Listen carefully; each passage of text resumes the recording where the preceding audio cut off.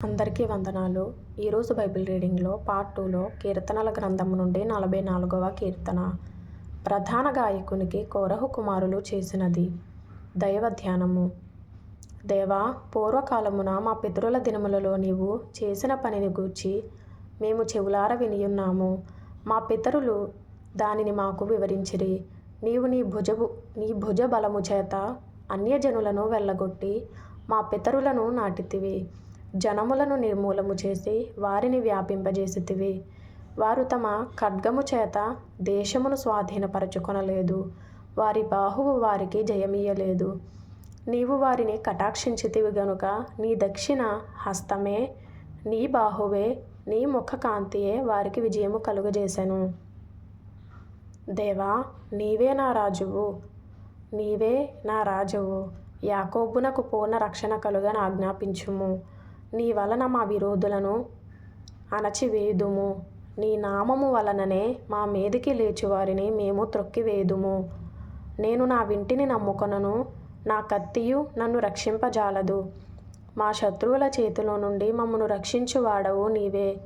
మమ్మను ద్వేషించు వారిని సిగ్గుపరచువాడవు నీవే.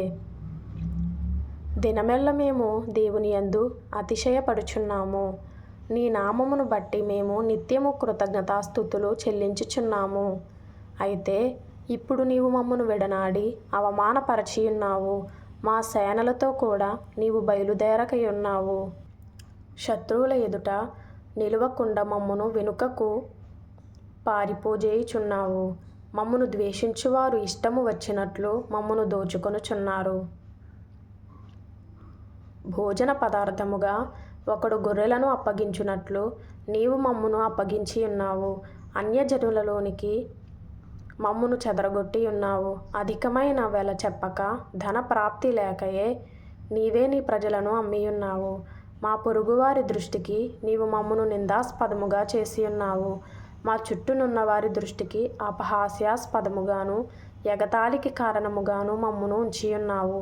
అన్యజనులలో మమ్మును సామెతకు హేతువుగాను ప్రజలు తల ఆడించుటకు కారణముగాను మమ్మును ఉంచియున్నావు.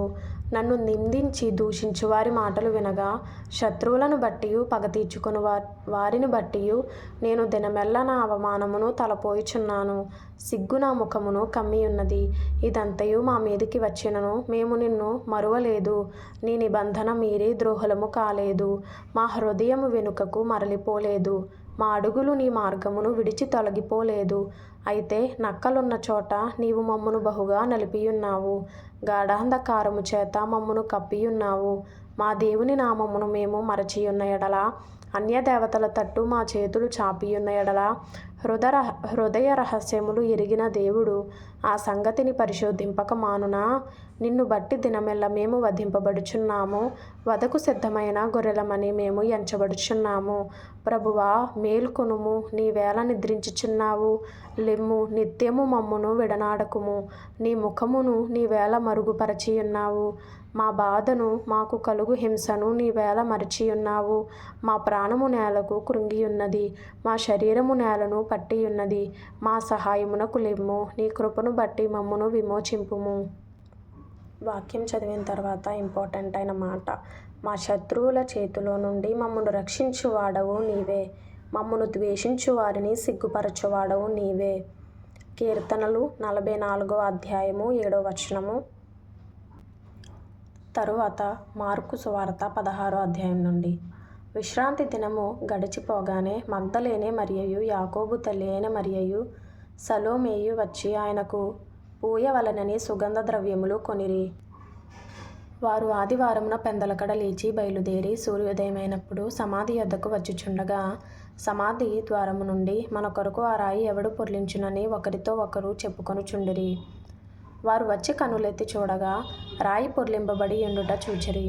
ఆ రాయి ఎంతో పెద్దది. అప్పుడు వారు సమాధిలో ప్రవేశించి తెల్లని నిలువుటంగి ధరించుకొని ఉన్న ఒక పడుచువాడు కుడివైపున కూర్చుండుట చూచి మిగుల కలవరపడిరి. అందుకతడు, కలవరపడకుడి, సిలువ వేయబడిన నజరేయుడగు యేసును మీరు వెదకుచున్నారు. ఆయన లేచి ఉన్నాడు, ఇక్కడ లేడు. వారు ఆయనను ఉంచిన స్థలము చూడుడి. మీరు వెళ్ళి ఆయన మీకంటే ముందుగా గలిలయలోనికి వెళ్ళుచున్నాడనియు ఆయన మీతో చెప్పినట్టు అక్కడ మీరు ఆయనను చూతురనియు ఆయన శిష్యులతోనూ పేతురుతోనూ చెప్పుడనెను. వారు బయటకు వచ్చి విస్మయము నొంది వణకుచు సమాధి యొద్ద నుండి పారిపోయిరి. వారు భయపడినందున ఎవనితో ఏమీయూ చెప్పలేదు. ఆదివారము తెల్లవారినప్పుడు యేసు లేచి తాను 7 దయ్యములను వెళ్ళగొట్టిన మగ్దలేనే మరియకు మొదట కనబడెను. ఆయనతో ఉండిన వారు దుఃఖపడి ఏడ్చుచుండగా ఆమె వెళ్ళి ఆ సంగతి వారికి తెలియజేసెను గాని ఆయన బ్రతికి ఉన్నాడనియు ఆమెకు కనబడెననియు వారు విని నమ్మకపోయిరి. ఆ తరువాత వారిలో 2 ఒక పల్లెటూరికి నడిచిపోవుచుండగా ఆయన మారు రూపము గలవాడై వారికి ప్రత్యక్షమాయెను.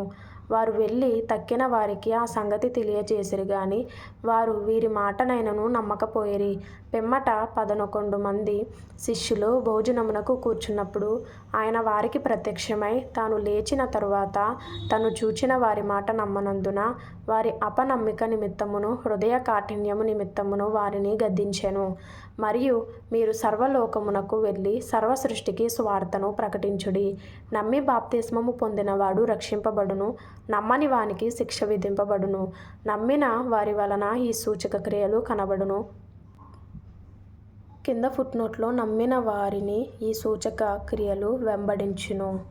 17వ వచనంలో ఒకటేసుంది కదా, దానికి అర్థము ఏమనగా నా నామమున దయ్యములను వెళ్ళగొట్టుదురు, క్రొత్త భాషలు మాట్లాడుదురు, పాములను ఎత్తి పట్టుకొందురు, మరణకరమైనదేది త్రాగినను అది వారికి హాని చేయదు, రోగుల మీద చేతులుంచినప్పుడు వారు స్వస్థత నొందుదురని వారితో చెప్పెను. ఇలాగు ప్రభువైన యేసు వారితో మాట్లాడిన తరువాత పరలోకమునకు చేర్చుకొనబడి దేవుని కుడిపార్శ్వమున ఆసీనుడయ్యెను. వారు బయలుదేరి వాక్యమంతటా ప్రకటించిరి. ప్రభు వారికి సహకారుడై ఉండి వెనువెంట జరుగుచూ వచ్చిన సూచక క్రియల వలన వాక్యమును స్థిరపరచుచుండెను. ఆమెన్.